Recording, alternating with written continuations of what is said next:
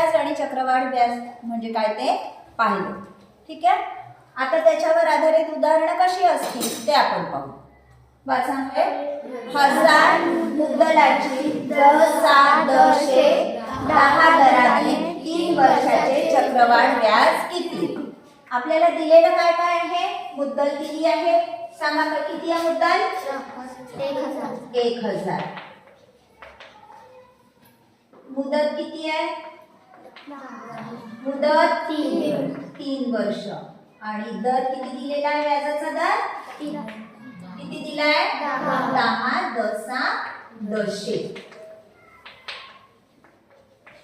ठीक आहे. आपल्याला अमाऊंटचं सूत्र माहिती आहे.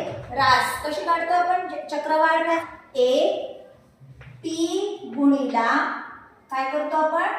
आर गुणिला काय करतो आपण? 1 अधिक आर बाय 100 आणि त्याचा घात 1. ठीक. पण ह्याला आपण अशा पद्धतीने जर करायला गेलो तर जरा वेळ लागतो. मग आपण काय करू? ह्याचं रूपांतर डायरेक्ट ह्याचं बेरीज माहिती आहे तुम्हाला काय होत असते? 100 खाली 100 एक 100 अधिक 8. ठीक आहे. जितक्या वेळा असेल तितक्या वेळा त्याचा म्हणजे जितके वर्ष मुदत असेल आपली तितक्या वेळा त्याचा सरळ सरळ गुणाकाराच्या स्वरूपात लिहायचं. काय होईल मग? आर अधिक 100 भागिला. ठीक आहे. अशा पद्धतीने पाहू आपण हे वापरून. आपल्याला हे तीन माहिती आहे. ठीक आहे. आता जर आपल्याला चक्रवाढ व्याज काढायचं आहे तर आधी काय काढावी लागेल? रास काढावी लागेल. बरोबर. सांगा मग आता पी किती आहे? पी आहे ना आपली. किती आहे? 1000 गुणिला आर किती आहे? 10 अधिक 100 किती? 110 भागिला 100. किती वेळा? किती वर्ष आहे? 3. म्हणून हे किती वेळा घेऊ? 3 वेळा घेऊ. ठीक आहे. हा 0 इथे गेला, हा इथे, हा इथे, परत हा इथे आणि हे 2 शून्य. ठीक आहे. सगळे शून्य आपले कमी झाले. आपल्याकडे काय राहिलं फक्त? 11 गुणिला 11 गुणिला 11. 11चा वर्ग 121. 11चा घाला 1331. ती काय मिळाली आपल्याला? रास मिळाली. आता आपल्याला काढायचं काय आहे? चक्रवाढ व्याज, कंपाऊंड इंटरेस्ट काढायचा आहे. कंपाऊंड इंटरेस्ट काढायला आपण काय करतो?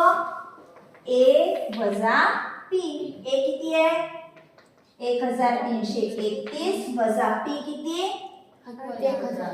1000. याच्यातून 1000 वजा केले. आपलं काय उत्तर आलं? 331 मिळालं आपलं व्याज. चक्रवाढ व्याज किती? 331. बघा आहे का ऑप्शन मध्ये? ठीक आहे. अशा पद्धतीने आपल्याला काढणं सोपं जातं. हो. इथे आपल्याला काय दिलेली आहे? वाचा पूर्ण वाचा. एका मुद्दलाची 10 दराने 2 वर्षात रास 3528 होते तर मुद्दल किती? ठीक आहे. मगाशी काय दिलं होतं? मुद्दल दिली होती. आता काय दिलेली आहे आपल्याला? रास दिलेली आहे. माहिती आहे रासचं सूत्र काय आहे? पी गुणिला जितक्या वेळा असेल आपण डायरेक्ट लिहू. आता रास किती आहे? 3528 बरोबर. काय होईल? आपल्याला काढायचं काय आहे? पी काढायचं आहे. ठीक आहे. गुणिला काय केलं होतं आपण मगाशी? आर गुणिला आर अधिक 100 भागिला 100. आर किती आहे? दर किती आहे? 5. 5 अधिक 100 किती? 105 भागिला 100. किती वर्षांसाठी? 2. म्हणजे आता हे कितीदा घ्यावं लागेल आपल्याला? 2दा घ्यावं लागेल. हो ना. घात 2 आहे म्हणून 105 भागिला 100. ठीक आहे. आता आपल्याला पी काढायचा आहे. म्हणजे आपण काय करू? याला सगळ्याला इकडे आणलं की काय होईल? छेदाचा अंश अंशाचा छेद. 3528 गुणिला 100 गुणिला 100 भागिला 105 गुणिला 105. आपल्याला एकदम डायरेक्ट 3528 मध्ये 105 चा भाग जाणार नाही, कारण इथे 8 आहे शेवटी आणि आपल्याला काय 5 आहे इथे म्हणजे 0 लागेल. काय करू आपण, त्याला ह्या 100 नी आधी गुणून घेऊ. 3528 च्या पुढे ह्या 100 घेतल्या तर किती झाले, 2 0 गुणिला हा 100 तसाच राहिला, खाली 105 गुणिला 105. आता ह्याला भाग द्या. 3528 105 3 किती येईल, 5 3 15 1 3 3 1 3. बरोबर आहे का, नाही इथे 1 येईल हो ना. 5 3 15 हातचा 1 3 0 0 1. हा किती राहिले 7 आणि इथे 3 वरून घेतले 8, परत 3 चा भाग 315. बरोबर आहे ना. हा किती 3 6 वरून घेतले 0. मग 105 कितीचा भाग जाईल आता, 6 चा जाईल का, 6 पंचे 30 6 0 0 3 6 1 6 आणि हा 0 किती आलं मग 3360. 3360 गुणिला हे 100. हा 105 कटला. आता काय राहिलं 3360 आणि हे 0. परत आता ह्याला जाईल भाग 105 चा. आता ह्याला 105 ने आपण भागून पाहू काय येईल. परत तसंच 3315 आलं होतं का मगाशी. 1 2 वरून घेतले 0 1 किती 105 नाही इथं 2च होईल ना. 5 गुणिले 10 हातचा 1 2 म्हणजे इथे 105 गुणिला 2 किती 210. काय आलं उत्तर आपलं 32 च्या पुढे 2 0. ठीक आहे. काय आलं आपलं 3200. काय आली ही आपली मुद्दल आली. प्रिन्सिपल किती आला 3200. रास किती होती 3528. आता आपल्याला मुद्दलच विचारली आहे त्याच्यामुळे आपल्याला 3200 हे उत्तर मिळालं. पण तुम्हाला ह्याच प्रश्नामध्ये तर चक्रवाढ व्याज किती असं सुद्धा विचारू शकतात. मग त्याच्यानंतर आपल्याला पुढची एक स्टेप करावी लागेल कोणती, अमाऊंट म्हणून या राशीमधून ही मुद्दल काय करावी लागेल वजा करावी लागेल. मग आपल्याला काय मिळेल चक्रवाढ व्याज मिळेल. ठीक आहे. इथे आपल्याला मुद्दलच विचारली आहे त्याच्यामुळे आपलं उत्तर झालं काय आहे पर्याय 3200. ठीक आहे. हा बघा काही उदाहरणं अशी येतात. फक्त डायरेक्ट चक्रवाढ व्याज सांगा किंवा मुद्दल दिली असेल दर दिला असेल आणि वर्ष दिले असेल तर इतकं व्याज काढा तितकं व्याज काढा असंच येतील असं काही नाही. काही अशा प्रकारचे येतात. वाचा 10 वर्षे 10 दराने एका रकमेची 5 पट होण्यासाठी किती कालावधी लागेल. आता दिलेलं काय काय आहे इथे दर दिलेला आहे.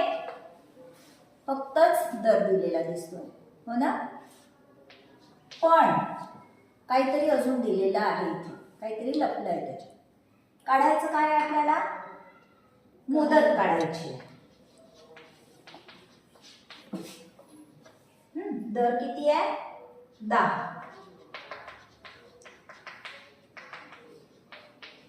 मुदत काढायची आहे. काय दिल्यासारखं वाटतंय सांगा. काढायचं काय आहे आपल्याला मुदत काढायची. ओके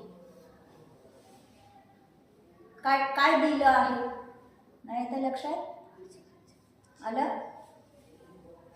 बरं ठीक आहे आपण पाहू. हा समजा आपल्याला आता मुद्दल लागतं ना व्याज लागेल दर लागेल व्याज लागेल तर आपण मुदत काढू शकू असं वाटतंय ना आपल्याला. पण आपल्याला बघू आपण जे दिलं आहे त्याच्यातून आपण कसं काढू शकतो. ठीक आहे. आपण आता इथे मुद्दल दिलेली नाही आहे म्हणून आपण काय लिहू समजा मुद्दल बरोबर किती घेऊ x घेऊ शकतो. हां समजा मुद्दल बरोबर x आता दिलेली आहे एका रकमेची 5 पट होण्यासाठी. मग आता रास ही काय झाली 5 पट होण्यासाठी म्हणजे रास दिलेली आहे. जर मुद्दल x आहे, रास किती आहे 5 पट आहे, मग आपली रास काय होईल सांगा. x च्या 5 पट x इंटू 5 बोल ना मग. रास काय होईल x इंटू 5 म्हणजे 5x. ठीक आहे. आता आपल्याला व्याज मिळालं x च्या स्वरूपात मिळालं, पण मिळालं किती व्याज किती आहे मग आपला 5x वजा x. समजला. 5 पट होण्यासाठी म्हणजे आपली जी मुद्दल आहे त्याची 5 पट म्हणजे 5x. ठीक आहे. मग ही जर रास आहे तर आपलं सरळ व्याज काय होईल 5x - x किती 4x. समजला. सरळ व्याज किती मिळालं आपल्याला. हे सरळ व्याजाचं सूत्र माहिती आहे. सरळ व्याज आपल्याकडे आहे. सरळ व्याजाचं सूत्र लिहून घेऊया. सांगा. सरळ व्याज बरोबर मुद्दल गुणिला दर गुणिला मुदत भागिला सरळ व्याज किती 4x. मुद्दल किती मुद्दल किती घेतली आपण x. दर किती 10. काढायचं काय आहे मुदत काढायची आहे म्हणून क जसाच्या तसा ठेवू. ठीक आहे. काय होईल तिरका गुणाकार 400x बरोबर x गुणिला 10 गुणिला क. समजा हे इकडे आणलं आपण x गुणिला 10 गुणिला क आणि इकडे ठेवले 4000x. 4000 नाही 400x. आता समजा आपण हा क ठेवला इकडे आणि बाकीचं सगळं तिकडे नेऊ तर काय होईल 400x भागिला 10x. बरोबर. हा शून्य कटला x कटला आणि आपल्याला वर्ष मिळाले किती 40 वर्ष. किती वर्ष लागतील 5 पट होण्यासाठी 40 वर्ष. समजला. अशा पद्धतीने काढायचं. प्रश्नामध्ये काय दिलं आहे ते आधी शोधायचं. हा आहे ऑप्शन मध्ये 40 वर्ष. ठीक आहे. दिसला. म्हणजे सगळं दिलेलं असतं फक्त आपल्याला पाहावं लागतं. ठीक आहे. आता अशा प्रकारचे पुष्कळदा असा प्रश्न येऊ शकतो तुम्हाला की एका रकमेची दाम दुप्पट होण्यासाठी 10% दराने किती वर्ष लागतील. दाम दुप्पट म्हणजे काय. जर 1000 असेल तर आपले 2000. दुप्पट म्हणजे किती 2000 होण्यासाठी किती वर्ष लागतील. ठीक आहे. तर अशा पद्धतीची उदाहरणं आपण असा विचार करून सोडवायची. आलं लक्षात. व्हिडिओ आवडल्यास नक्की लाईक, शेअर आणि कमेंट करा. आणि हो, सबस्क्राईब केलं नसेल तर अवश्य सबस्क्राईब करा म्हणजे मी नवीन अपलोड केलेल्या व्हिडिओजचे तुम्हाला नोटिफिकेशन्स मिळतील. धन्यवाद.